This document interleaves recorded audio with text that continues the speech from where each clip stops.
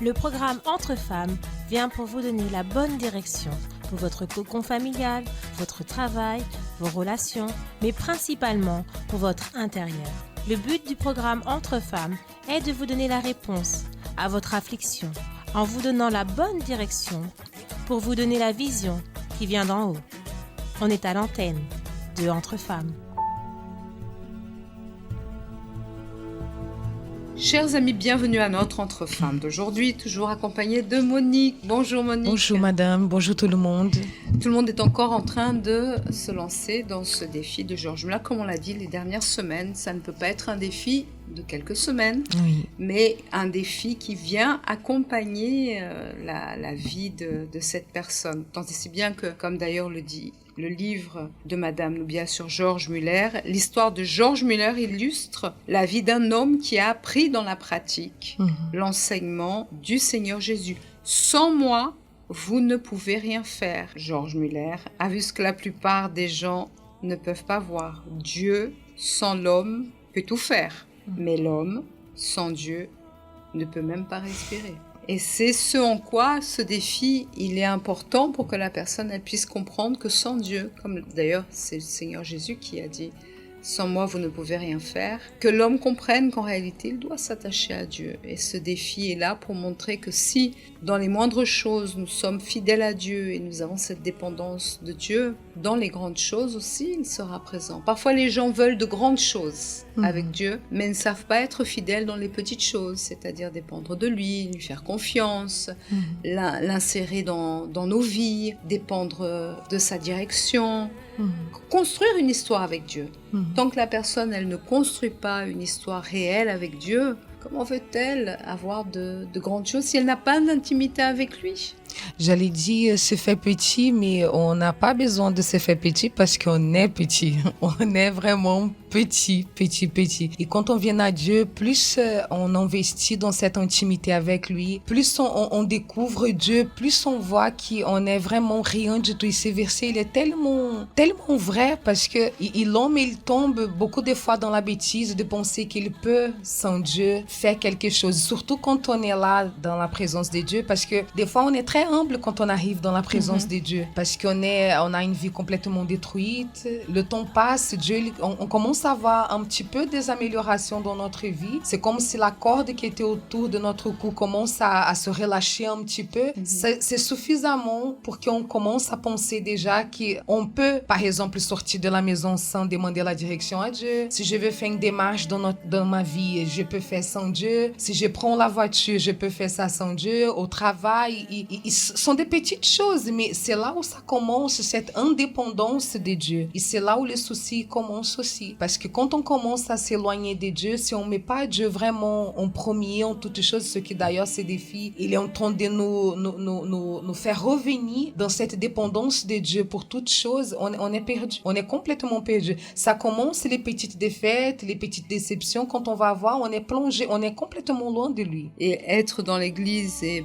connaître, disons, la parole, mais ne pas la vivre, c'est tomber dans une certaine hypocrisie. Et surtout que si on n'est pas parole, on ne sera pas quelqu'un de parole. Notre vie ne va pas montrer la parole. On ne va pas témoigner Jésus. Parce que lorsque je plonge dans la parole de Dieu, je m'analyse et je me vois. Et je m'améliore. Et je peux ainsi témoigner Dieu. Mais si la personne, elle a quelques versets gardés en tête, comme l'Éternel est mon berger, je ne manquerai... des choses apprises elle récite, etc. Sauf que si, au fond, on va voir la vie de la personne, elle dit qu'elle ne manque de rien, mais elle manque du principal qui est Dieu dans sa vie, puisqu'elle a commencé à avoir une routine qui l'empêche de pouvoir être liée à Dieu. Et dans ce verset qui est en Jean 15,5, ça parle exactement de cela. Je suis le cep et vous êtes les sarments. Donc les sarments doivent faire partie de l'arbre du cep. Celui qui demeure en moi et en qui je demeure porte beaucoup de fruits, car sans moi, vous ne pouvez rien faire. La personne, elle dit bien non, je veux porter beaucoup de fruits. Mais oublie le reste du verset. Sans moi, vous ne pouvez rien faire. Elle ne saurait porter beaucoup de fruits que si Dieu est l'acteur principal de sa vie et qu'elle laisse Dieu à la direction de sa vie. Et sachant que le fruit aussi qu'il parle ici, c'est ok, certes, je vais avoir les bénédictions pour ma vie, je vais réussir à me marier, construire une famille, avoir une carrière, mais ces fruits-là, c'est vraiment le fruit de qui nous sommes, indépendamment des bénédictions physiques que Dieu lui peut donner. Parce qu'il y a beaucoup de personnes qui sont à l'intérieur des églises, beaucoup de jeunes qui lient beaucoup la bénédiction aux choses physiques, aux conquêtes. Ça me fait même penser à une personne que j'avais parlé il n'y a pas longtemps, qui elle est dans une situation délicate pour sa santé, et elle disait, mais je glorifie pas Dieu parce que j'avais déterminé ma guérison et la situation elle est encore là. Et après, la direction que le Saint-Esprit a donnée, c'était oui, mais tu glorifies Dieu à travers ton comportement devant cette situation. Donc, il y a beaucoup cette liaison, genre, je suis béni, j'ai la bénédiction de Dieu, s'il y a quelque chose de physique que je peux montrer aux autres. Tout à fait. Mais le caractère, c'est ce qui... la fidélité. Exactement. Surtout quand il y a les noms de la vie, si on peut dire comme ça. C'est ça. Et le grand problème, c'est si la personne, elle croit juste pour obtenir quelque chose de physique et non chercher à voir ses fruits qui sont l'ADN de Dieu, la manière d'agir, la pensée. Quelle est la différence? Parce que les personnes du monde peuvent avoir aussi ces bénédictions.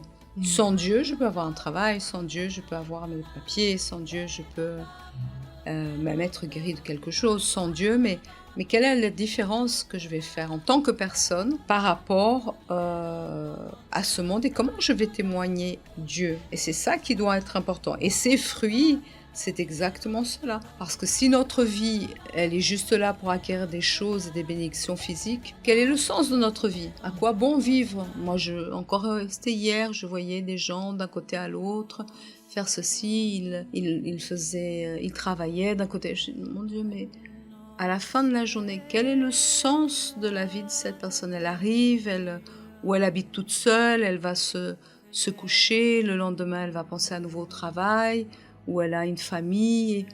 Mais quel est le sens? Quelle est la raison qu'elle a de vivre? Nous, on a la plus grande richesse qui est la parole de Dieu. Et la personne, parfois, elle ne se rend pas compte que la parole de Dieu est la chose la plus importante et c'est notre héritage. Parce que d'ailleurs, c'est l'Ancien et le Nouveau Testament. Nous avons 2 testaments où on hérite de la parole de Dieu. Mais si la personne, elle n'est pas parole, elle ne peut pas refléter la présence de Dieu dans ce monde. Et c'est pourquoi nous avons ce défi et c'est pourquoi nous avons aussi une invitée spéciale qui est venue aujourd'hui. Bonjour. Bonjour. Comment vous appelez-vous? Yonès de la branche de Paris. Ah, de Paris, mais avant, s'il y avait 3 semaines en arrière, vous seriez Yonès de la branche d'Évry-Courcouronnes. Ce n'est pas qu'on vous a prise de la branche d'Évry? Non, pas du tout. Vous avez déménagé ici pour les études. Les études.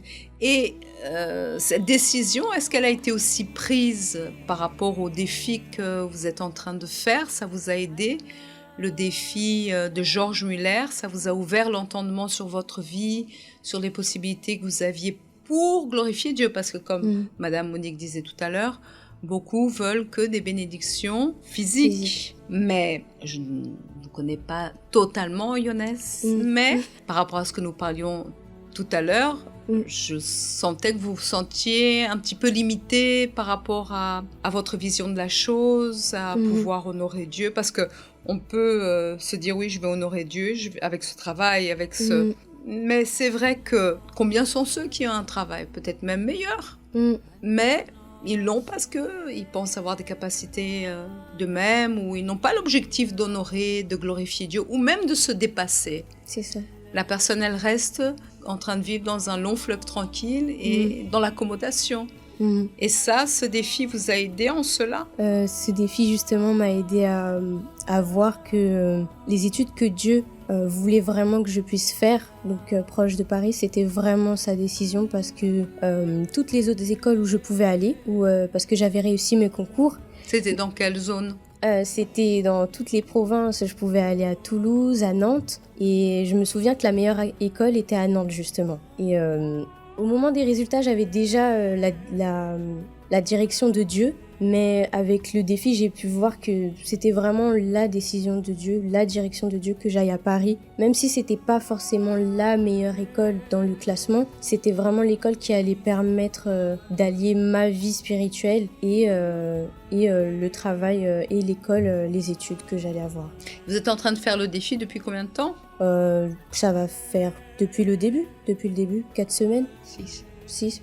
Oui, mais peut-être que vous n'avez pas, au tout début, comme vous disiez tout à l'heure, vous n'aviez pas totalement pris la chose Oui, au début, non. au sérieux. C'est ça, j'ai pas commencé dès le début. Je suivais les lives, mais j'étais pas totalement investie avec le carnet, etc. Où c'était dur de faire les prières tous les matins. Mais après, je m'y suis mise. Et pourquoi c'était difficile? Quelle était, disons, la routine que vous aviez prise avant? Parce que là, pourtant, si vous aviez réussi dans des écoles comme Toulouse, Nantes, des bonnes écoles en France, c'est parce que vous aviez les capacités. Mais pour vous, ça n'a pas suffi. Parce que vous auriez pu dire, ah non, je vais aller à Nantes parce que c'est très bien coté et je veux montrer à tout le monde que... Mais pour qui? Pourquoi? Dans quelle intention, en fin de compte? C'est ça.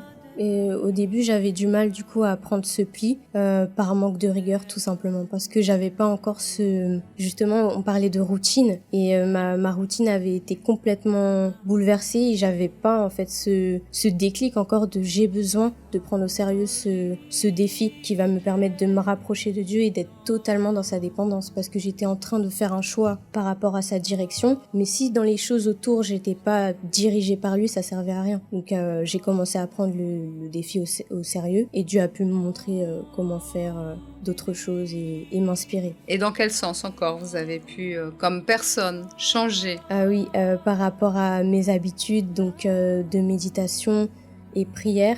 C'est vrai que ces derniers temps, comme pendant l'été, j'avais commencé à travailler, j'ai dû aussi changer d'habitude et c'était compliqué. Il n'y avait pas de moment réellement dédié à la méditation. Je sais que c'est le matin.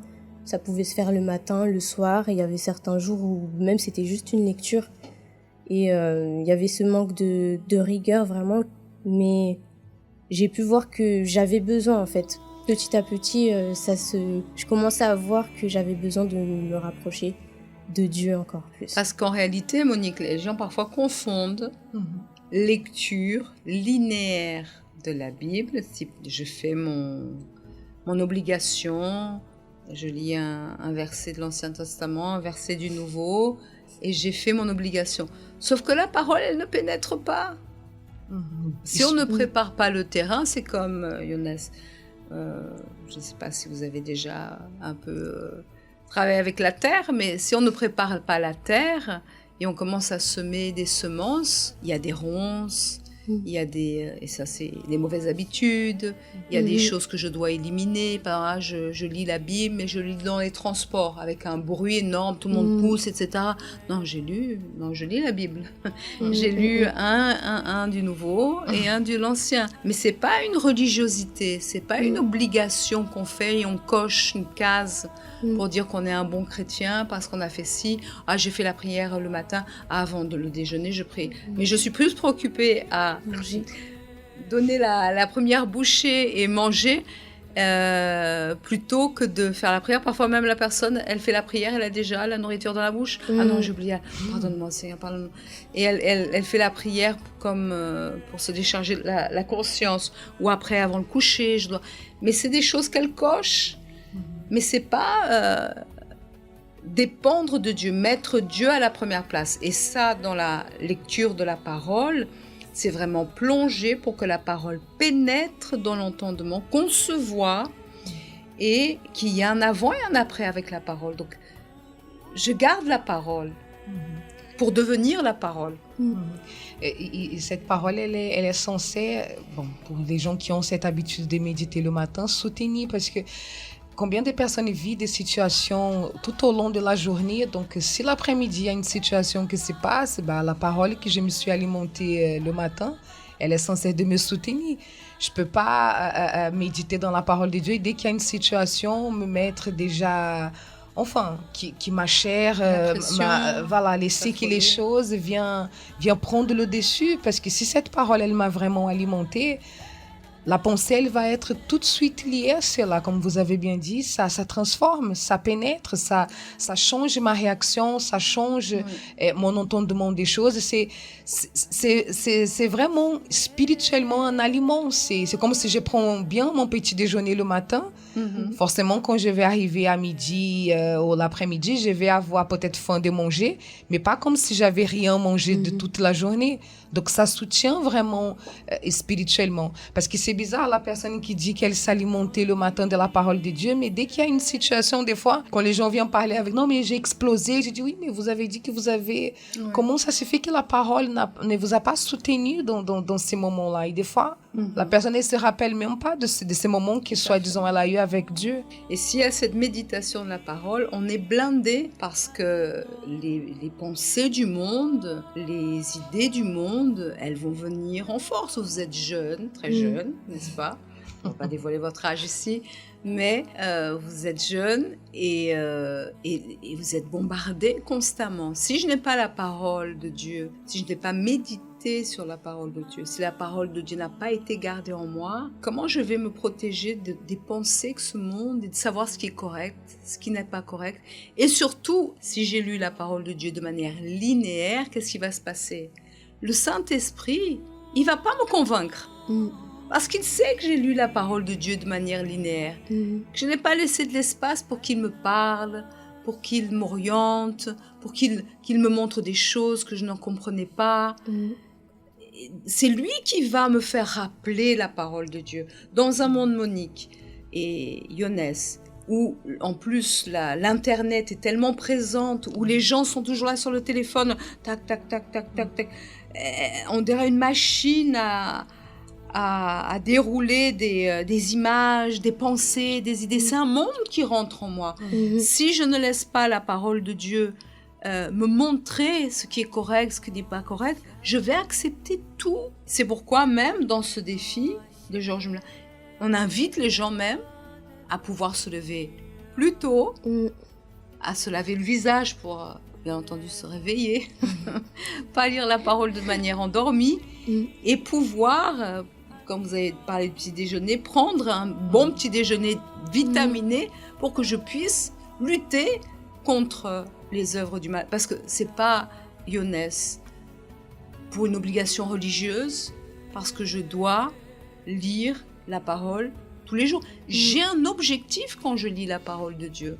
Tout à fait. Et justement, avec le défi, ça m'a permis de voir que la première chose que je faisais le matin, parfois, c'était consulter mon téléphone avant même de prier, parler avec Dieu. Instagram directement, ou mes discussions, voir si j'avais pas reçu un message. Mais c'était pas parler avec mettre Dieu à la première place. Non, c'était pas ça. Et ça m'a fait penser, quand vous parliez justement à une méditation que j'ai eue cette semaine, je lisais un passage qui disait ne vous enivrez pas de vin. Et en fait, je bois pas d'alcool et du coup je m'enivre pas, mais j'ai demandé à Dieu, quel est le vin avec lequel je m'enivre, quel est le vin auquel je dois faire attention. Donc vous avez demandé de l'aide à Dieu pour qu'il vous montre s'il y avait un vin avec lequel vous étiez en train de vous enivrer. Exactement. Et quand on s'enivre, quel est notre état? On perd notre discernement, on est moins vigilant et c'est vraiment un moment où on est affaibli. Donc j'ai demandé à Dieu, quel est ce vin dans ma vie? Aide-moi à l'identifier. Et en fait, dans ma journée, j'ai vu que ça peut paraître ridicule, mais... C'est subtil. Subtil, oui. Mais le temps que je passe, par exemple, sur Instagram, à regarder des vidéos défiler, etc., j'aurais pu faire plein d'autres choses pour Dieu, en fait. Ça prend mon temps. Et je suis ressortie de cette méditation en voyant que, non, mon temps, je suis en train de le perdre. Et c'est précieux de le garder et de faire des choses qui sont bien plus bénéfiques. Et ça, c'est une méditation que vous avez de manière personnelle. Exactement. Parce que vous avez des méditations, bien entendu, qu'on a tous les lundis et vendredis qui sont là pour nous aider à méditer. C'est pas pour qu'on ait la pensée de quelqu'un, et Madame Christiane en parle tout le temps. C'est pour ouvrir notre entendement à la vérité, à la parole de Dieu. Et lorsqu'on a accès, Dieu lui-même, si on laisse, parce que vous l'avez invité. Oui. Dieu, montre-moi Quel est ce vin? Parce que la personne, Monique, elle peut être en train de dire la parole de Dieu, m'enivrer, mais moi je bois pas. Vous voyez, rester sur la lettre. Sur la lettre et sur le superficiel. Mais ça, c'est ce qui arrive le plus souvent. C'est pas pour moi, c'est pas pour... Au lieu de demander à Dieu, et quand on demande à Dieu, comme Younes a fait, on amène Dieu dans notre vie. Et on lui demande, montre-moi, en gros, ma vérité. On a plus la tendance à... Quand on est vraiment dans l'esprit, j'ai toujours la tendance de dire qu'on se voit plus dans les mauvais exemples que dans les bons. Parce que les mauvais sont là pour pouvoir nous ouvrir les yeux. Parce que personne n'est parfait. Donc, il faut vraiment aller chercher pour voir ce que Dieu lui veut parler dans chaque parole, dans chaque situation qui vient à nous. Il n'y a aucune parole... Dieu ne va jamais utiliser une parole juste pour que je puisse m'enrichir de lettres, de connaissances. Mais si ça vient à moi, c'est parce que c'est pour moi, personnellement, il y a un changement à faire. Et cet enivrement, profitant aussi de cette méditation que vous êtes en train de faire, le mal, il voit les passions qui puissent exister aujourd'hui, et surtout avec Internet, etc. Il lance beaucoup de situations qui sont très dangereuses. Vous êtes une jeune femme, vous voyez les dangers aussi d'être sur Internet, dans le sens aussi, vous commencez à lier des amitiés virtuelles avec des gens, etc. Ça peut mener très loin, ça peut mener à vivre clôturé dans une vie sentimentale, à être dans un danger au niveau d'une influence de quelqu'un, et ou des passions qui sont là, comme aujourd'hui, rester scotché aux réseaux sociaux sans raison. Parce que la personne, elle y va comme un vice. Mais elle finit par ingérer les choses. Et surtout sur Instagram, vous allez voir que si vous regardez beaucoup de choses, certaines choses, les invitations, elles vont venir de plus en plus sur votre mur pour alimenter votre intérieur, parce qu'ils découvrent que vous êtes plus dans cette tendance. Donc, ils vont encore mettre plus de choses pour que vous perdiez encore plus de temps sur les réseaux sociaux. Et on s'éloigne de Dieu. On a parlé la dernière fois d'intelligence artificielle, où la personne, elle est au point de demander, elle s'invite sur toute seule, parce que moi je ne l'ai pas invitée, sur le WhatsApp, et on peut commencer à poser des questions, être notre ami occulte, et laisser Dieu de côté, et trouver ça très sympa, vous voyez, mais quel est le mal? Mais c'est les passions que ce monde veut nous faire. Et le jeûne est rempli de passion. Oui, tout à fait. Du coup, grâce au défi de Georges Muller, j'ai pu remettre en place des habitudes, ma véritable communion en fait, élargir ma communion avec Dieu. Et ça m'a permis aussi de voir que ma manière de servir, je dépendais pas assez aussi de Dieu, je lui demandais pas assez la direction. Et comme là, je lui ai demandé quel est ce vin, en fait, j'ai remarqué que depuis que j'avais commencé le défi et à écrire les questions, maintenant je commence à avoir cette facilité à poser des questions à Dieu, même si ça semble moindre en fait. Même si à Dieu. Oui, à Dieu. Même si ça peut sembler des petites questions qu'il n'y a pas besoin de demander à Dieu. Mais pourquoi il n'y a pas besoin de demander à Dieu? C'est D'où venait cette idée? Parce que lui, il veut. Oui. Il veut être l'acteur principal, le premier dans notre vie. Et lui, il n'a aucune gêne, ni aucune honte, ni aucune fierté à ne pas répondre. Il veut vraiment participer. Il se plaît à cela. Parce qu'il veut que nous soyons ses enfants. Et un enfant, en général, va demander toute chose à ses parents. Père. Donc oui, ça m'a réappris à poser toutes mes questions à Dieu et à voir que en fait, il veut m'aider dans toutes les sphères de ma vie, comme vous avez dit. Quand je lui pose une question, même petite, il va me répondre. Et même le fait de voir qu'il m'a répondu, ça va me montrer qu'il est avec moi. Et ça fait que toutes ces petites choses-là, toutes les réponses que Dieu nous donne, ça aide à faire grandir notre foi, en fait. Ça affermit. Et ça, Monique, on reçoit aussi beaucoup de jeunes femmes et jeunes filles qui ont un foyer déstructuré et qui bien des fois grandissent sans un père présent à la maison, ou un père qui est là mais qui ne joue pas son rôle de père. Et parfois la personne, elle a du mal à dépendre de Dieu pour connaître quelle est sa volonté. Vous voyez, les familles sont tellement déstructurées, il n'y a pas un père présent. Et les gens sont de plus en plus indépendants, de plus en plus voués à eux-mêmes, recherchent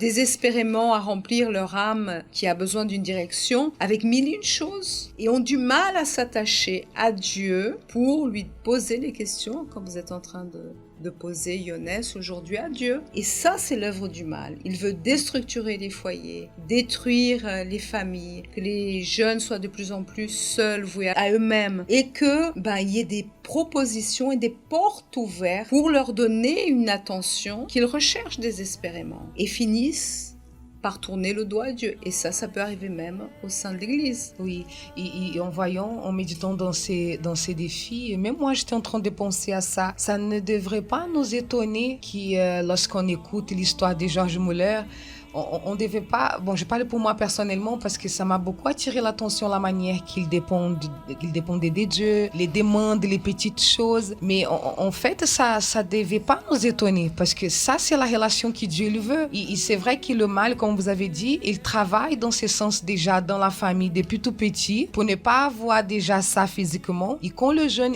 Ça, c'est tellement vrai. Les jeunes, ils ont beaucoup de mal. Surtout quand on voit une jeune fille et que c'est elle qui prend le devant à la maison parce qu'il y en a beaucoup qui des fois même la maman n'est pas présente, le père n'est pas présent, donc ils sont livrés à eux-mêmes, ils ont grandi avec cette habitude, donc de savoir que maintenant ils ont toujours voulu ça, mais maintenant qu'ils ont un Dieu qui peut prendre soin de tout, qui est là au petit soin avec eux, ils ont du mal à se livrer, mais ça ne devait pas se passer comme ça. Donc quand on voit en profondeur ce défi, c'est encore une opportunité que Dieu nous donne de dire c'est comme ça que doit être notre relation.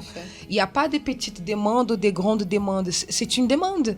Si tu me demandes la direction pour sortir de la maison pour aller résoudre ce dossier ici, c'est la même chose que demander la guérison d'un cancer. Pour Dieu, il n'y a pas de grandes ou de petites demandes. C'est dépendre de lui. Donc, c'est ça que je vois aussi. Et c'est véritablement, les gens, ils ont beaucoup de mal à se confier en Dieu parce que c'est quelque chose déjà que le mal, c'est déjà ancré dans l'être humain. Et croire dans quelqu'un qui est invisible, je ne vois pas, je ne touche pas. D'accord, alors je prie, je croise les bras. Il y a beaucoup de gens qui posent cette question à l'église aussi. C'est quoi dépendre de Dieu? Ça veut dire que moi, je dois rien faire, je prie tout simplement et je croise les bras. La personne ne comprend pas le sens de la chose. Et dans certains cas également, sans vouloir fuir trop de votre retour, Yonès, mais il y a beaucoup de gens qui sont même à l'église, peut-être même en train de faire des choses pour, entre guillemets, Dieu, mais sont même blessées contre Dieu. Parce qu'elles se disent, oui, au moment où j'ai souffert cet abus, au moment où j'étais là toute seule et j'ai grandi, j'avais des parents mais absents, au moment où j'ai dû me débrouiller toute seule, où était Dieu? Qu'est-ce que tu as fait pour moi, Dieu? Mais ce défi, il est là exactement pour dire que nous devons nous rapprocher de Dieu et lui exposer les choses. Dieu ne va pas s'insérer dans notre vie, Dieu n'est pas comme le mal, à nouveau, comme il le dit souvent, qui vient, il ne se dérange pas pour tout détruire. Lui, il attend qu'on lui demande. Alors, c'est facile de dire, ah, mais si Dieu existe, pourquoi tant de jeunes souffrent, d'enfants souffrent, de gens souffrent? Mais qui a l'humilité d'aller vers Dieu? Il a dit, venez à moi, vous tous qui êtes fatigués, chargés, je vous donnerai du repos. En d'autres termes, je vais vous donner la paix, mais il faut venir jusqu'à moi, me demander, me solliciter. Et beaucoup sont à l'église, continuent à vivre une vie indépendante, veulent que Dieu soit celui qui bénit seulement ce qu'ils veulent. Bénis-moi dans la vie financière, bénis-moi dans un nouveau travail, bénis-moi dans la vie sentimentale, bénis-moi dans la santé, bénis-moi, mais selon leur conception et leur volonté. Mais ne veulent pas demander à Dieu, comme vous avez demandé, Yonès, Seigneur, qu'est-ce que tu veux que je fasse dans ce moment-là? Et après, elles peuvent même trouver, disons dans la vie sentimentale, quelqu'un, comment ça. Et après, ont des problèmes. Et après, elles se disent, j'ai été et Dieu m'a encore mis dans une situation difficile. Mais pourquoi? Parce qu'elle veut, ou il veut, que Dieu soit celui qui pourvoit à ses caprices, aux caprices de son cœur. Et non à vouloir apprendre, se mettre dans la position d'enfant pour pouvoir dépendre de Dieu et apprendre. Et comme vous avez dit, Yonès, lorsque je me mets, vous mettez à la disposition de Dieu et vous l'écoutez, on grandit spirituellement et on grandit en responsabilité. Puisqu'aujourd'hui, d'accord, vous n'êtes pas allé à Nantes, non, ni à Toulouse. Non, je suis à Paris. C'est très loin. À Paris, c'est pas très loin d'Évry-Courcouronnes. Mais aujourd'hui, vous devez vous assumer toute seule. Exactement. Et faire face à de nombreux défis que j'avais pas encore. Par exemple, m'occuper de la maison, cuisiner pour moi.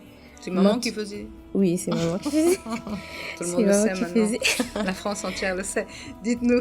Et maintenant, je vois ça comme l'opportunité en fait de grandir aussi de ce côté-là, d'apprendre à pouvoir m'occuper de moi et d'une maison. Et en fait, c'est vraiment la direction de Dieu parce que, en toute honnêteté, j'aurais jamais pensé vivre seule une fois dans ma vie. Et là, je vois que à travers ça, il y a une véritable opportunité de grandir et juste. Je me suis laissée conduire par Dieu et aujourd'hui, j'accepte son défi et je suis en train de voir ce qu'il veut m'apprendre. Et c'est un ensemble, comme vous disiez tout à l'heure, oui. Je venais, j'avais peut-être mon travail ou mon école, etc. Je peux aller directement à l'église, mais je rentre, je mets les pieds sur la table, ou sous la table plutôt, comme vous voulez. Je mange, je vais me coucher, demain je recommence la même chose. Où est la difficulté si maman fait tout, si tout est prêt? C'est ça. Et après, on s'accommode. Même dans ce qu'on peut faire de mieux. Pourquoi j'ai besoin de faire mieux si j'ai déjà tout? Je dois me laisser emporter par la vie et je sers Dieu. Et vous voyez ce que je veux dire? Tandis que quand on se met dans une situation où Dieu va nous faire dépendre, c'est comme il a dit à Abraham, sors de ton pays, il avait tout. Il avait toutes les conditions. Va dans le pays que je te montrerai. Et c'était un défi pour lui, avec l'âge qu'il avait, 75 ans. Il a tout laissé, tout abandonné pour suivre et reconstruire une vie que Dieu voulait lui donner, et bien meilleure. Bien meilleure. Mais il y a un sacrifice à avoir. C'est pourquoi cette dépendance dans ce propos de George Muller n'est pas seulement pour, comme on l'a dit, se lever tôt, se laver le visage, regarder les cieux. Bien que vous avez dit, et ça, moi je trouve ça extraordinaire, le ciel. Madame Monique aussi est fan dans le sens où tous les jours il nous fait un tableau différent. Si vous regardez le ciel, j'ai mis une photo là sur mon téléphone. Tous les jours Dieu peint, et dans la journée, tout change, il bouge les nuages, il met... un nouveau tableau différent. On est émerveillé par la grandeur de Dieu. D'ailleurs, dans la dernière rencontre que l'évêque a fait pour les ouvriers, il a montré la grandeur de Dieu à travers le ciel et les galaxies et l'univers que Dieu a créé, la nature que Dieu a créée. Sauf que l'homme, il est tellement préoccupé avec sa petite vie, ses petites habitudes, qu'il n'a pas un regard reconnaissant, microscopique de la grandeur et des choses qu'il a autour de lui. Il est toujours en train de se plaindre parce que son cœur méchant est toujours en train de vouloir plus, mais pour se détruire à lui-même. C'est vraiment l'ingratitude totale. Des fois, quand on essaie de se mettre à la place de Dieu, on voit combien Dieu il est patient, combien Dieu il est miséricordieux. À l'exemple de ces défis que Dieu il a. Encore une fois, Dieu est en train de se sortir de sa grandeur, parce qu'on croit que c'est la direction de Dieu qui a été donnée avec ces défis et tant d'autres propos qu'on a à l'église, parce qu'il n'y a pas que le défi. Mercredi est là, dimanche est là, tous les propos qu'on a à l'église, on voit que Dieu il se baisse encore une fois pour pouvoir nous montrer sa grandeur, pour qu'on puisse venir à lui. Donc c'est vraiment à nous d'ouvrir les yeux et se lancer, se donner tout simplement, laisser Dieu guider. En fait, laisser pour notre propre bien, parce que Dieu, il est Dieu, il va toujours rester dans sa position de Dieu. Mais si nous, on n'accepte pas à nous mettre à notre place d'enfant, de se faire petit, parce que c'est notre place devant lui, on n'a qu'à perdre. Et beaucoup diront, mais moi je vise cette grande école, moi je vise ceci, ce poste, moi je vise d'avoir une maison, moi je vise... J'étais en train de penser même, parce que la semaine dernière, si je ne me trompe pas, on a eu le décès d'Armani. Et il avait l'empire Emporio Armani. Sauf qu'il est mort sans enfant. Il est mort sans toute cette grandeur, toute cette majesté, toute cette... Je décède. Et où va tout ça? La personne, elle veut la mode, le glamour, les richesses de ce monde, etc. Mais lorsque, comme vous avez expliqué, la parole de Dieu pénètre et on se voit et on porte la richesse de la parole de Dieu en nous, on a tout. Parce que beaucoup pourront dire, mais vous êtes là en train de parler de George Muller, des choses, etc., etc., des bénédictions. Mais à leurs yeux, c'est comme si c'était insignifiant. Mais avoir notre entendement ouvert, Younes, à la parole de Dieu et garder la parole et savoir qu'on a Dieu comme ami qui va vers nous et qu'on peut rester tranquille, en paix, parce que les gens qui courent derrière tant de choses, ils n'ont pas de paix. Et la parole, lorsque nous la gardons, elle tranquillise notre âme qui est agitée et qui veut toujours fuir pour aller s'aventurer en mille et une choses. C'est comme l'enfant qui est tranquille, il a tout à la maison, mais ce qu'il veut, non, il faut que j'aille en discothèque, il faut que je veux encore avoir ci, il a tout, mais il veut toujours s'échapper vers ce qui est mauvais et incorrect. C'est ça, tout à fait. La parole rassure, en fait. Et peu importe là où Dieu va nous demander d'aller, on sait qu'il n'y a pas de préoccupation ou de stress à avoir ou d'appréhension. Il suffit de suivre sa direction et on va voir pourquoi il nous a emmenés à tel endroit tôt ou tard. Et je repense à ce que vous disiez par rapport à Abraham. Abraham, il est parti, il savait pas forcément où il allait aller, comment ça allait se passer et pourquoi Dieu lui disait d'aller, mais il a obéi. Et en fait, on doit avoir ce même réflexe-là d'obéir quand Dieu nous donne une direction, parce que forcément, ce sera pour notre bien après. Et justement, dépendre de Dieu, c'est aller sans regarder en arrière, sans préoccupation, mais simplement en confiant en fait entre Dieu. Et garder précieusement cette intimité avec Dieu, parce que vous êtes jeune, nous sommes dans un monde de plus en plus lié où tout le monde doit avoir la dernière chose qui sort à la mode. Tout le monde doit être dans un moule et nous devons fuir tout ça. La personne, elle doit s'abstenir de toute espèce de mal dans ce monde, comme le dit la parole.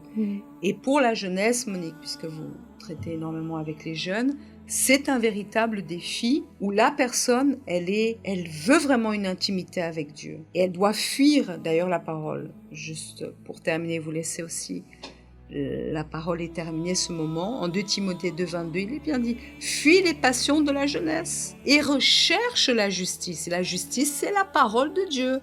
C'est pas se faire justice à soi-même. La foi, la charité, en d'autres termes, l'amour que Dieu nous donne, la paix, qu'on a bien parlé ces dernières semaines, mais avec qui ? Dans le monde ? Il dit non, avec ceux qui invoquent le Seigneur d'un cœur pur. Je dois me rallier à ceux qui ont un cœur pur, pas n'importe qui. Je dois demander à Dieu la direction pour savoir avec qui je dois m'allier. Qui va me faire du bien? Qui va m'apporter la parole? Si la personne, elle n'est pas de parole, fuyons, recherchons avec force tout ce qui va m'amener à la parole, à la foi, à l'amour de Dieu, à la paix. Et je dois être avec ceux qui invoquent le Seigneur d'un cœur pur. Donc, être à l'église, chercher la parole de Dieu, chercher à m'allier et à m'unir à qui va me faire du bien. Et je dois fuir, bien entendu, ce n'est pas sur Internet, et là vous le voyez, c'est pas sur Instagram, le premier que je dois consulter, ou l'IA qui va me donner cette paix, cette assurance. Oui, et qui parle quoi aussi? Parce que quand tu parlais d'avoir la direction de Dieu, j'étais en train de penser combien sont les jeunes, à l'exemple là que tu as eu tellement de propositions et qu'apparemment c'était beaucoup mieux que celle que Dieu l'a choisie, que toi tu as accepté. Beaucoup de jeunes tombent aussi dans ces panneaux du diable parce que dans la recherche d'avoir une meilleure école, un meilleur travail, la personne elle laisse de chercher la direction de Dieu. Et qui parle les jeunes, les adultes aussi. Combien sont les personnes qui, des fois, elle a une proposition, je donne un exemple, d'aller construire sa maison dans un endroit, parce que c'était le rêve d'avoir ma maison, mais la personne ne cherche pas à savoir s'il y a une église à côté pour pouvoir maintenir sa vie avec Dieu. Donc, on voit que dans les choix que les personnes peuvent avoir dans sa vie, Dieu n'est pas le premier. Donc, la personne, elle va vraiment construire une vie comme un château de cartes, comme on a parlé. Tôt ou tard, cela va tomber. Parce que s'il n'y a pas la direction de Dieu, si je ne priorise pas Dieu dans ma vie, je ne vais pouvoir pas avancer. Même si c'est quelque chose, il y a toujours le peu avec Dieu, c'est beaucoup. Combien sont les personnes qui n'ont pas de grandes richesses, mais dans sa vie ne manque rien du tout. La bénédiction dans sa santé est là, la vie financière, il n'y a rien qui manque. Mais des fois, la personne, elle peut être même dans la maison de Dieu et avec cette vision qu'avant, on donnait à l'église, qui aujourd'hui, c'est complètement différent, qui est là dans sa chaîne de prière le lundi, c'est très bien, qui même dans la vie financière, tout ça, c'est lié à la communion avec Dieu. Mais la personne, elle est dans cette recherche, toujours avoir plus. Mais jusqu'où cette recherche va l'amener? Est-ce que cela va amener vraiment à glorifier Dieu ou c'est juste des choses matérielles qu'elle va pouvoir conquérir et qui tôt ou tard peut même lui donner maux de tête et l'éloigner de la présence de Dieu? En réalité, qui a la première place? Qui est le priorise? Pour qui? Parce que là, dans votre chose, non, je vais choisir, non, c'est bien coté, l'image, etc. Mais pour qui? Pour Dieu ou pour moi? Et tout ce qui est pour moi finit et me donne. Là, on parlait de Abraham, Lot, lorsqu'il a regardé les plaines du Jourdain, il a mais regardez où est-ce qu'il est arrivé. Regardez où sa famille, sa femme est arrivée, où ses filles sont arrivées, à quel point il a été humilié par ses propres filles. Donc c'est beau de regarder les illusions, mais sincèrement, ce propos nous permet d'être en Dieu, d'être la propre bénédiction de Dieu. Parce que lorsque je mets Dieu à la première place, j'ai juste besoin de mettre Dieu à la première place. Lui-même va pourvoir à toutes mes nécessités et en tout temps, à tout moment. Elle est devant moi, la bénédiction est devant moi. Je suis la bénédiction parce qu'il est la bénédiction. Quelle pensée petite lorsque la personne, elle est trompée par son cœur et elle se plie aux caprices et aux passions de son cœur. Elle met Dieu de côté et fait de ses passions un Dieu ou des dieux dans sa vie. Mais lorsqu'elle met Dieu à la première place, elle a Dieu dans sa vie, les portes s'ouvrent naturellement. Elle est en paix. Même si dans les pires situations arrivent où on ne sait pas quelle est la voie, même si c'est à la dernière seconde, il est devant, il va honorer, il va faire l'extraordinaire. Pourquoi? Parce que je l'ai honoré. Et je suis son enfant. Et il va m'honorer. Et je vais le témoigner pour que d'autres aussi le connaissent. Dernière considération, Yonès. Oui, je reviens sur ce que Madame Monique disait. Parfois, on a l'impression qu'une chose est plus grande à nos yeux et que on va le faire pour glorifier Dieu. J'aurais pu aller dans l'école à Nantes qui était mieux classée et j'aurais pu dire que oui, ça va glorifier le nom de Dieu. Une personne qui va au centre d'accueil universel et qui est dans une grande école si bien classée, etc. Mais finalement, ça aurait pu coûter mon salut tout simplement. Et le plan de Dieu, c'était pas ça, c'était autrement. Il voulait que je sois ici. Et il y a une raison pour cela et je suis sûre que je vais apprendre de cette expérience. Certainement. Et on aura l'œil sur vous, Yonès, avec Madame Monique. Parce que vous êtes à Paris maintenant. Oui. On salue d'ailleurs tous ceux d'Évry-Courcouronnes. Oui. Vous connaissez bien Évry-Courcouronnes. Les cœurs verts. Oui, pour la connexion fun de ce soir d'ailleurs. Elle est déjà connectée. Elle nous devance là.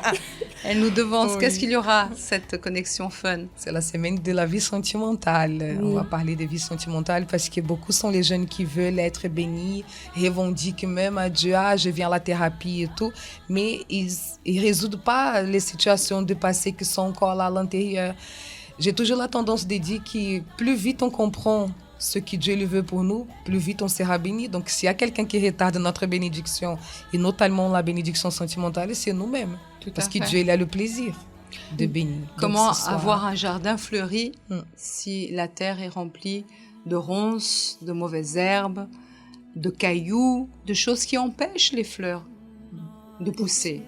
Il faut travailler cette terre avec patience, apprendre, comme vous avez dit, Yonès, les tactiques, les techniques, se connaître et ainsi soi-même construire ce beau jardin et le garder précieusement parce que tout ce qui requiert de nous un effort et un sacrifice est précieux à notre vie. Vous parliez tout à l'heure sans vouloir revenir sur quand vous étiez chez maman, c'était facile. Très facile. Où était le sacrifice? Aujourd'hui, si demain même, par la suite, vous découvrez l'amour, vous serez déjà blindé et vous serez déjà traité d'une maison, vous serez déjà connu. Mais quand on sort de chez maman et papa, c'est un petit peu difficile. Oui. On est un petit peu gâté. Tandis que là, vous vous mettez dans une condition où vous devez vous efforcer. C'est pas parce que je suis chez maman, papa que je vais profiter. Non, je dois même honorer et aider mes parents à aller de l'avant. Et je suis sûre que d'ici un an, parce que ça va pas durer toute la vie, vous reviendrez un jour à Évry-Courcouronnes. Qui sait, peut-être. Mais quand vous reviendrez beaucoup meilleur. Oui. Votre maman, et même quand vous allez la visiter, vous aurez une attitude différente. Vous allez valoriser aussi le sacrifice qu'elle a toujours fait pour vous, pour votre famille. Oui, tout à fait. Pourquoi? Parce que vous l'avez vécu et Dieu vous a montré les choses. Donc, tout devient différent. La personne, elle face au défi, elle devient plus mûre. Et ça, c'est pas une question d'âge, c'est une question de disposition à écouter la volonté de Dieu. Parce qu'il veut toujours nous rendre meilleurs. C'est bien ça? Oui. Encore une dernière considération? Je dirais que le défi a été vraiment fait pour inclure Dieu dans notre vie et pour nous alerter sur vraiment notre communion et à quel point on le priorise. Et au fil du temps, on verra avec les questions qu'on va commencer à lui poser à quel point on est en train de confier en lui. Donc c'est pas un défi de cette semaine seulement? Non, c'est pour toute la vie. Pour toute la vie. C'est bien ça, et on invite encore. Donc les 2 prochaines semaines? Oui, ici aussi, il y a des gens qui sont restés au milieu du chemin, qui ont inversé aussi l'ordre du défi, que cela, c'est pas la fin, hein. Ça ne veut pas dire que la personne ne peut pas reprendre, parce que comme on a bien dit, même dans les réunions, les directs, les lives qu'on a eu, ça parlait. Même l'épouse, elle donnait l'exemple qu'il y a eu un moment qu'elle a oublié de faire, elle a renversé un peu l'ordre du défi, mais cela n'interfère pas dans notre communion avec Dieu. Le principal du défi, c'est vraiment nous amener vers Dieu. Donc, si je n'ai pas regardé le ciel aujourd'hui, ça ne veut pas dire que je ne vais pas pouvoir faire demain. Si j'ai oublié de laver mon visage, enfin, ne sois pas attaché aux petites choses, mais vraiment sachez que vous êtes dans ces défis, c'est pour vous approcher de Dieu. C'est ça. L'idée, c'est d'avoir une communion sincère avec Dieu et le mettre à la première place. Pas maintenant prendre des habitudes et s'insérer dans des habitudes, mais c'est d'apprendre, les jeunes notamment, et tous ceux qui s'intéressent, à aller directement vers Dieu et dépendre de lui en toutes choses. Et s'il voit cette sincérité, il va honorer, et on aura des choses à raconter. On aura des choses à témoigner, parce que notre vie va témoigner de cela. C'est pas quelque chose dans le vide ou quelque chose sans force. Et c'est pourquoi nous serons aussi demain, mercredi. Vous serez là aussi avec nous à Paris? Oui. Vous n'allez pas faire un petit tour à Évry-Courcouronnes? Non, je serai à Paris. Vous n'aurez pas le temps? Non. Et puis je reste ici. Désolée. Ça fait partie du passé, Évry-Courcouronnes. Mais en tout cas, à Évry-Courcouronnes aussi, le mercredi, nous sommes là-bas. Oui, on a les réunions à 7h, 10h, 15h et 19h30. 507, place des Champs-Élysées. Oui. 91 880. Évry-Courcouronnes, moi je connais encore l'adresse. Oui. On a été quand même presque 5 ans là-bas, avec un grand plaisir. Et là-bas aussi, il y aura cette rencontre, comme ici aussi. Monique, Oui. à quelle heure? 7h du matin, 10h, midi, 15h, mais principalement la rencontre des 19h30. Et vous serez à? Oui, je serai là. À quelle heure? À 19h30. Très bien, si vous voulez connaître Younes, qui est aujourd'hui au centre d'accueil universel de Paris, vous pouvez venir et le voir aussi, pouvoir parler avec elle cette transformation, parce que parfois les jeunes ont besoin de découvrir un visage et aussi avoir une référence par rapport aux choses. Comme aujourd'hui, nous avons cette référence de Georges Muller, qui aujourd'hui n'est plus là. Notre vie aussi doit être une référence pour les autres, de force, de courage, d'intimité avec Dieu, pour faire la différence et continuer le parcours et honorer la mémoire de Jésus et de tous ceux qui l'ont servi, comme Georges Muller aussi l'a fait. Ça a été un plaisir d'être ici avec vous, Younes. Merci. Très bonne continuation. Merci un beaucoup. Succès dans vos études, dans toutes vos démarches. Et je suis sûre que Dieu va vous honorer. Et Monique, on continue dans ce défi. Et si vous êtes cette perle rare, vous vous cachez, vous ne voulez pas donner votre témoignage jusqu'à aujourd'hui, Younes a eu ce courage de venir. Voyons là, on est allé chercher la perle rare là-bas à Évry-Courcouronnes. On a arraché d'Évry-Courcouronnes pour venir. Et vous pouvez aussi témoigner de ce que ce défi est en train de faire dans votre intérieur avant tout. Parce que s'il le fait dans votre intérieur, votre extérieur va en témoigner. N'est-ce pas, Monique? C'est ça, madame. Et c'est très bon de voir aujourd'hui une jeunesse qui est définie, ce qui n'est pas le cas. Malheureusement, dans la plupart, les jeunes sont perdus, vont chercher mille et une choses, dans mille et une choses pour se donner un genre et une survie dans ce monde. Mais lorsqu'on connaît Dieu, tout est différent. C'est ça. Ça a été encore un plaisir d'être ici avec vous, Monique. Madame. Merci beaucoup. Lyonnaise, merci Merci encore. à vous.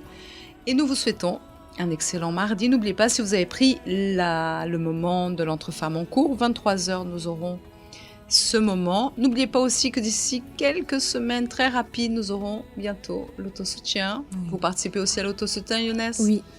Très bien. Bonne élève, bonne élève. Et on continue. Elle fait les méditations, Oui, elle est bien enveloppée. l'autosoutien, elle fait Elle a grandi d'ailleurs à l'église. l'Instagram, donc, parce que vous ne regardiez pas que des mauvaises choses sur Instagram, Non. aussi l'Instagram Du du Godlywood. Godlywood mais même si vous rentrez sur le Godlywood avant de parler avec Dieu, non, il faut parler avec Dieu avant de rentrer sur le Godlywood ou sur le centre d'accueil universel. Mais ça ne suffit pas. Il faut réellement mettre Dieu à la première place parce qu'on peut tout faire, participer à tout. C'est pourquoi nous nous retrouverons donc ce mercredi. Que Dieu vous bénisse et à très bientôt. Au revoir. Au revoir.